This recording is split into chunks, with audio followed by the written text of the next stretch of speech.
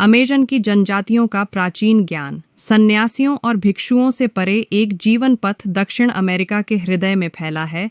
हरे भरे वृक्षों, असीमित नदियों और नीले आसमान का संसार, अमेजन वर्षावन। इसकी छत्र छाया में ऐसी जनजातियां रहती हैं जिनकी परंपराएं सदियों से अटूट बनी हुई हैं।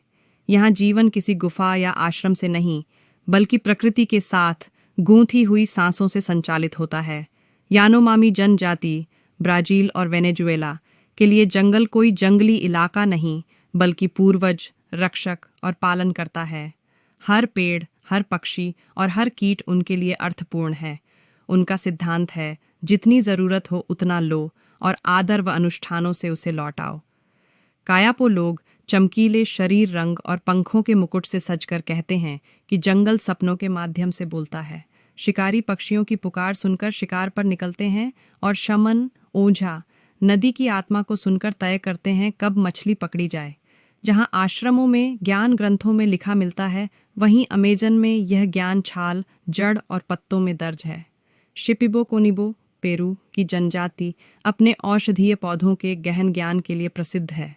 वे अपने कपड़ों और शरीर पर जो जटिल आकृतियां बनाते हैं, उन्हें इक्कारो कहा जाता है। पौधों के गीत जिनमें उपचार की शक्ति मानी जाती है। उनके अनुसार रोग केवल शारीरिक नहीं होता, बल्कि प्रकृति के साथ असंतुलन का परिणाम होता है। जहां भिक्षु और सन्यासी समाज से अलग होकर साधना करते हैं, वहीं अमेजन की जनजातियों के लिए समुदाय ही मंदिर है। अशानिंका जनजाति में शिकार, मछली पकड़ना, खेती, कहानी सुनाना और त्योहार सब आध्यात्मिकता से जुड़े हैं। बुजुर्ग आग के चारों ओर बैठकर ज्ञान देते हैं। बच्चे काम में हिस्सा लेकर सीखते हैं और पूरे समुदाय को जोड़ने वाले अनुष्ठान उन्हें एक लय में बांधते हैं। उनके लिए अच्छा जीवन त्याग में नहीं, बल्कि जिम्मेदारी से जीने में है। लेकिन ये प्राचीन परंपराएं आज संकट में हैं। वनों की कटाई, खनन और बाहरी हस्तक्षेप उनके जीवन और ज्ञान दोनों को खतरे में डाल रहे हैं। हुनी क्वीन जैसी जनजातियां अब अपनी शिक्षाएं दुनिया के सामने ला रही हैं। वे गीत साझा कर रही हैं, अनुष्ठान सिखा रही हैं और मानवता से आग्रह कर रही हैं कि जंगल को केवल संसाधन न समझें, बल्कि एक जीवित रिश्तेदार की तरह देखें।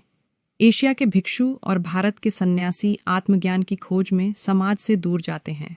अमेजन की जनजातियां इसके उलट जीवन से गहराई से जुड़कर मुक्ति खोजती हैं।